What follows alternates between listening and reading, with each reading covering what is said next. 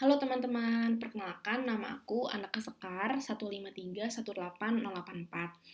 Pada kesempatan kali ini, aku ingin menjelaskan untuk asistensi hidrologi tugas keempat, yaitu mengenai curah hujan wilayah. Nah, kemarin kan teman-teman udah dapet tuh data curah hujan, udah ngisi yang kosong juga, terus udah uji konsistensi sama uji homogenitas. Nah, nanti teman-teman itu butuh data curah hujan yang kemarin tapi dalam bentuk wilayah atau dalam satuan wilayah. Nah, curah hujan yang diperlukan itu digunakan untuk menyusun suatu rancangan pemanfaatan air dan rancangan pengendalian banjir.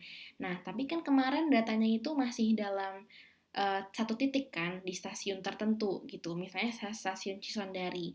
Nah, untuk menentukan curah hujan atau data curah hujan, teman-teman tuh butuh data dalam satu wilayah, yaitu si wilayah Cisondari itu gitu. Nah, data yang sudah dikonversi ke dalam satuan wilayah itu yang kita sebut curah hujan wilayah. Nah, satuannya itu nanti dalam milimeter.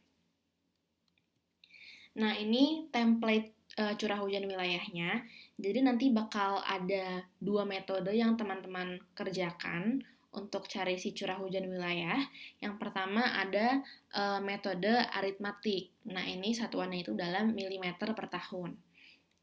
Metode yang kedua itu kita sebut metode polygon Thiessen gitu, karena nanti di metode ini kalian bakal menentukan luas wilayah dari yang ada di stasiun itu gitu.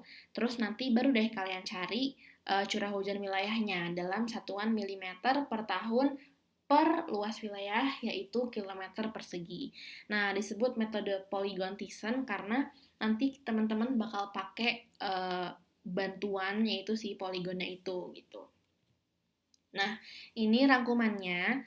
Metode perhitungan sebenarnya ada tiga, yaitu aritmatik, polygon Thiessen, sama isohed. Tapi sekali lagi teman-teman akan menggunakan aritmatik sama polygon Thiessen aja. Nah, kapan sih kita pakai metode-metode ini gitu? Yang pertama untuk metode aritmatik, kalau daerah yang kita tinjau itu memiliki luas sekitar 250 sampai 50 ribu hektar dan memiliki 2 sampai 3 titik pengamatan. Nah, selain itu, metode aritmatik juga dapat dilakukan untuk daerah dengan luas 120.000 sampai 500.000 hektar dengan curah hujan yang tidak terlalu dipengaruhi kondisi topografi, tapi dengan catatan apabila pos atau stasiun pengamatan hujan itu tersebar merata atau teratur, jadi nggak berantakan gitu. Nah, yang kedua, si metode polygon Thiessen. Nah, ini kita gunakan kalau daerah tinjauannya memiliki luas 120.000 sampai 500.000 hektar dengan curah hujan yang tidak terlalu dipengaruhi kondisi topografi. Tapi bedanya apa sama metode aritmatik? Nah, metode ini digunakan kalau posnya itu nggak teratur gitu. Jadi persebarannya tuh jauh-jauh, ada yang jauh, ada yang dekat, ya kayak gitu. Pokoknya nggak merata persebarannya. Nah, metode yang ketiga namanya metode isohed. Nah, ini kalau daerah tinjauannya luasnya lebih dari 500.000 hektar gitu. Nah, pada metode isohed nanti teman-teman tuh juga butuh ketebalan curah hujannya. Nah, makanya di sini tidak digunakan. Nah, di luar itu, daerah yang kecil banget, misalnya luasnya kurang dari 250 hektar, terus topografinya juga nggak terlalu banyak variasinya, teman-teman bisa pakai data di satu stasiun aja, yaitu data per titik gitu. Oke, kita ke metode yang pertama, yaitu perhitungan aritmatik. Nah, jadi emang metode ini digunakan kalau pos-posnya itu ditempatkan secara merata di daerah tersebut, dan hasil pengukuran masing-masing pos tidak menyimpang jauh dari nilai rata-rata seluruh pos di seluruh daerah. Nah, caranya gimana? Sebenarnya, misalnya kita lihat gambar di sini, ini kan ada 4 stasiun gitu ya, 4 stasiun di 1 tahun.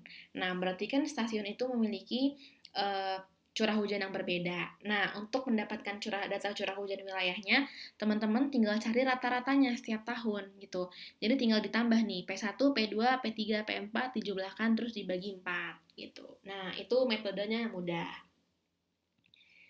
Ini langkahnya yang tadi, pokoknya kalau udah dapat semua datanya, terus udah tahu juga berapa jumlah stasiunnya, tinggal dijumlahkan per tahunnya, terus dicari rata-ratanya dengan dibagi jumlah stasiun itu, gitu.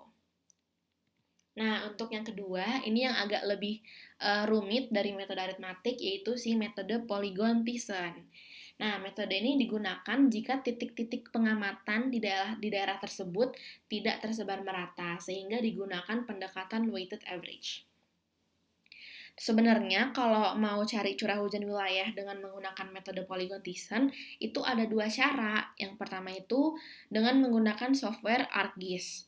Nah, tapi yang bakal teman-teman lakuin itu yaitu cara yang kedua, dengan menggunakan millimeter block secara manual. Jadi nanti teman-teman bakal gambar di millimeter block itu, gitu. Nah, langkahnya yang pertama, jadi nanti, oh ya, sebelumnya teman-teman bakal dapat peta persebaran stasiun yang kemarin teman-teman udah cari curah hujannya, udah dapat petanya, nanti bakal teman-teman gambar di situ. Nah, langkah yang pertama, teman-teman sambungkan setiap stasiun pengukuran hujan dengan stasiun terdekatnya.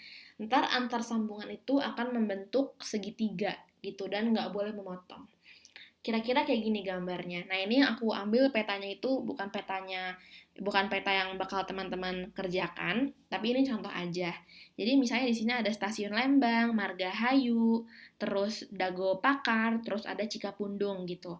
Nah, ini teman-teman tinggal tarik aja garis gitu yang menghubungkan tiap stasiun tapi yang terdekat. Jadi jangan dari Lembang terus ke Cikapundung gitu. Itu kan terlalu jauh. Nah, Lembang ke Margahayu.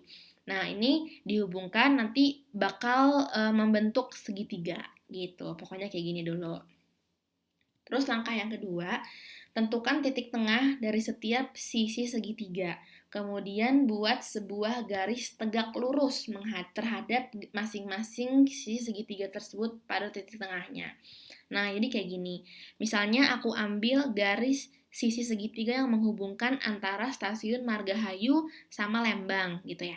Nah, ini terus nanti tinggal ditarik aja garisnya gitu. Ini yang ngebagi dua terus ditarik gitu. Nah, begitu juga dengan yang lain. Terus langkah selanjutnya, tandai pertemuan atau perpotongan dari tiga garis tegak lurus tersebut. Nah, jadi tadi kan kalau teman-teman udah tarik tiap garis di titik tengahnya itu, tariknya yang panjang gitu, nanti kan akan ketemu tuh sama segaris-garis dari segitiga yang lain di satu titik gitu. Nah, kalian tandain gitu, ini titik untuk tiga stasiun ini titik untuk tiga stasiun ini gitu. Kayak gitu pokoknya ditandain aja.